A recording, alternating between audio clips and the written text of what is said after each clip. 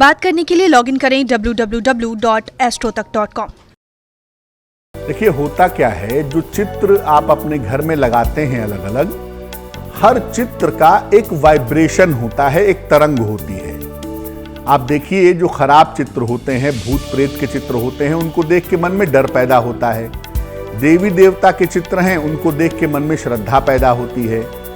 अपने माता पिता के चित्र को देख के भी मन में श्रद्धा पैदा होती है। तो जो चित्र है ना, हालांकि उसमें प्राण नहीं होते, लेकिन बावजूद इसके आपके मेंटल लेवल पर वो एक असर डालते हैं और आपकी भावनाओं को बदल देते हैं। इसीलिए हम आपको बताएंगे कि हनुमान जी के जन्मोत्सव पर आप हनुमान जी के अलग अलग चित्र स्थापित कर सकते हैं, और इन चित्रों को स्थापित करके जब आप हनुमान जी की पूजा करेंगे तो विशेष तरह की मनोकामनाएं आपकी पूरी हो जाएंगी। ऐसा माना जाता है कि हनुमान जी का जो प्राकट्य है, हनुमान जी का जो जन्म है, वो चैत्र शुक्ल पक्ष की पूर्णिमा को हुआ था। इस दिन हनुमान जी की विशेष उपासना करके आप अपनी समस्याओं का अंत कर सकते हैं। हनुमान जी के जन्मोत्सव के अवसर पर, हनुमान जी के जन्मोत्सव पर हनुमान जी का चित्र या उनकी मूर्ति स्थापित करना विशेष लाभ देता है, विशेष फायदा देता है। जिस तरह की आपकी मनोकामना है, जिस तरह की आपकी कामना है, उसके हिसाब से आप अलग अलग हनुमान जी के चित्र स्थापित कर सकते हैं या अलग अलग तरीके की उनकी मूर्ति स्थापित कर सकते हैं। और जैसा शुरुआत में ही आपको बताया कि उन चित्रों पर, उन मूर्तियों पर जब आपकी दृष्टि पड़ती है या जब आप उसके कांटेक्ट में आते हैं, तो वो आपके मन पर, आपके दिलो दिमाग पर एक अलग तरह का प्रभाव पैदा करते हैं। और उस प्रभाव के वशीभूत होकर के जिस तरह की प्रार्थना आप करते हैं, उस तरह की प्रार्थना आपकी पूरी होती है। देखिए, अगर आप चाहते हैं कि आपका स्वास्थ्य अच्छा रहे या आपका स्वास्थ्य सामान्यतः अच्छा नहीं रहता है, स्वास्थ्य की दिक्कतें आपको परेशान करती हैं, तो हनुमान जी का कौन सा चित्र स्थापित करें? हनुमान जी के जन्मोत्सव पर हनुमान जी का वो चित्र स्थापित करें जिसमें वो संजीवनी बूटी लिए हुए हों। लाय संजीवन लखन जियाए, श्री रघुबीर हरसि उर लाए। वो चित्र जिसमें हनुमान जी संजीवनी बूटी लेकर के उड़ रहे हों, वो चित्र स्थापित करिए। इस चित्र के सामने रोज घी का दीपक जलाइए और हनुमान जी को खीर और तुलसी दल का भोग लगाइए। रोज अगर आप खीर अर्पित नहीं कर पाते हैं तो हनुमान जी के जन्मोत्सव वाले दिन तो खैर कर दीजिएगा।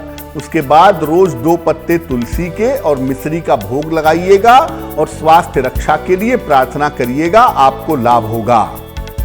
हनुमान जी का वो चित्र जिसमें वो संजीवनी लेकर के उड़ रहे हैं, उस चित्र को विशेष रूप से कहा जाता है लक्ष्मण प्राण दाता।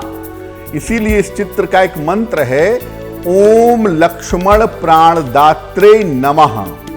ओम लक्ष्मण प्राणदात्रे नमः।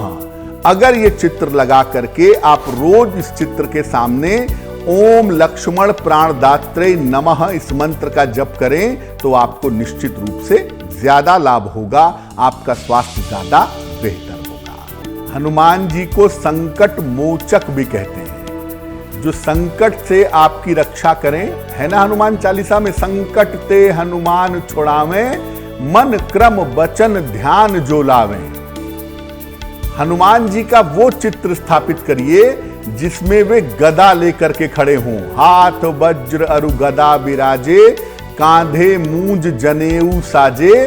तो हनुमान जी के हाथ में गदा हो, गदा लेकर के वो खड़े हों। इस चित्र के सामने चमेली के तेल का दीपक जलाइए और हनुमान जी को एक चुटकी सिंदूर अर्पित करिए उनके चरणों में। अगर आप महिला हैं तो आप हनुमान जी को सिंदूर अर्पित नहीं करेंगी, आप केवल लाल फूल अर्पित करेंगी। इसके बाद हनुमान जी से संकट नाश की प्रार्थना करनी चाहिए। आप हनुमान जी के जन्मोत्सव पर हनुमान जी का वो चित्र ला करके लगाइए जिसमें हनुमान जी गदा लेकर के खड़े हुए हों। रोज उनकी पूजा करिए और जब जीवन में किसी संकट में फंस जाइए तो आप चमेली का तेल का दीपक जला करके सिंदूर अर्पित करके हनुमान जी से प्रार्थना करिएगा। निश्चित रूप से आपके संकटों का नाश होगा। वैसे इस चित्र के सामने संकट मोचन हनुमानाष्टक का पाठ करना बहुत अच्छा होता है। बाल समय रवि भक्ष लियो तब तीनहु लोक भयो अंधियारो। ये जो स्तुति है, अगर वो हनुमान जी के इस चित्र के सामने की जाए तो ये स्तुति से पढ़ने से संकट मोचन प्रभु कृपा करते हैं और संकटों का नाश होता है।